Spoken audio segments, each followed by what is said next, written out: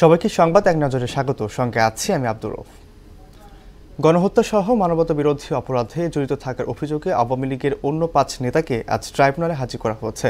এরা হলেন উত্তর পূর্ব থানা আওয়ামী লীগ নেতা শাহিনুর মিয়া, উত্তরা পশ্চিম থানা আওয়ামী লীগের সভাপতি মনোয়ার ইসলাম চৌধুরী রবিন, গাজীপুর মহানগর আওয়ামী লীগের সাংগঠনিক সম্পাদক আব্দুল্লাহ আল মামুন মণ্ডল, উত্তরা 6 নম্বর সেক্টর আওয়ামী লীগের সভাপতি বশির উদ্দিন এবং ওয়ার্ড যুবলীগের সভাপতি দেলোয়ার হোসেন রুবেল। আজ ঢাকা উত্তর সিটি কর্পোরেশনের সাবেক মেয়র আতিকুর ইসলামকে হাজির করা হয়নি। ঘন কুয়াশার কারণে মুন্সিগঞ্জের কামারখোলায় 5টি যানবাহনের সংঘর্ষের ঘটনা ঘটেছে। আহত হয়েছে অন্তত 20 জন। সকাল 8:30টার দিকে কামারখোলায় ঢাকা মাওয়া এক্সপ্রেসওয়েতে এই দুর্ঘটনা ঘটে। এতে ব্যস্ততম এক্সপ্রেসওয়েতে দীর্ঘ যানজটের সৃষ্টি হয়। বিশেষ করে ঢাকামুখী লেনে চর দুর্ভোগে পড়েন যাত্রীরা। মারা গিয়েছেন ইউটিউব ও টেলিভিশনের জনপ্রিয় তরুণ অভিনেতা শাহবাজ সানি। ইমরাউল রাফাতের কাছে আসার পর নাটকের মাধ্যমে সবিজে পা রাখেন তিনি।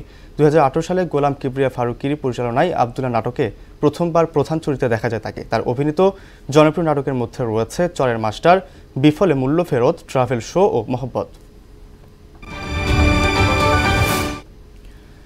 অবরুদ্ধ গাজা উপত্যকায় ধ্বংসস্তূপ থেকে আরও 6 জনের লাশ উদ্ধার করা হয়েছে। এতে নিহতের মোট সংখ্যা 48,270 ছাড়িয়ে গেছে। এদিকে যুদ্ধবিরতির চুক্তির লঙ্ঘন করে গাজায় ফের ড্রোন হামলা চালিয়েছে ইসরায়েল।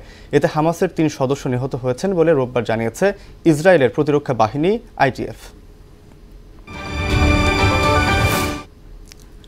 চ্যাম্পিয়ন্স ট্রফির আগে একমাত্র প্রস্তুতি ম্যাচে আজ পাকিস্তান শাহিনসের বিপক্ষে মাঠে নামবে বাংলাদেশ। দুবাইয়ে ICC একাডেমি মাঠে খেলা শুরু হবে বিকেল 3টায়।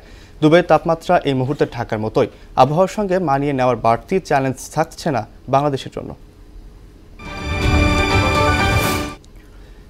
চিলিকে 3-0 গোলে উড়িয়ে দিয়ে অনূর্ধ্ব 20 সাউথ আমেরিকান চ্যাম্পিয়নশিপ জিতল ব্রাজিল। ভেনেজুয়েলার চূড়ান্ত পর্বের শেষ দিনে চিলির জালে বল জুড়িয়েছেন ওয়াশিংটন পেদ্রো ও রিকার্ডো মাথিয়াস। অন্য ম্যাচে প্যারাগুয়ের কাছে 3-2 গোলে জিতে দক্ষিণ আমেরিকান চ্যাম্পিয়নশিপের রানার্স আপ দল হিসেবে বিশ্বকাপে যাচ্ছে আর্জেন্টিনা। এই ছিল সংবাদ এক নজরে। সবশেষ খবর সবার আগে জানতে মোহনের সাথেই থাকুন। এতক্ষণ সঙ্গে থাকার জন্য ধন্যবাদ সবাইকে।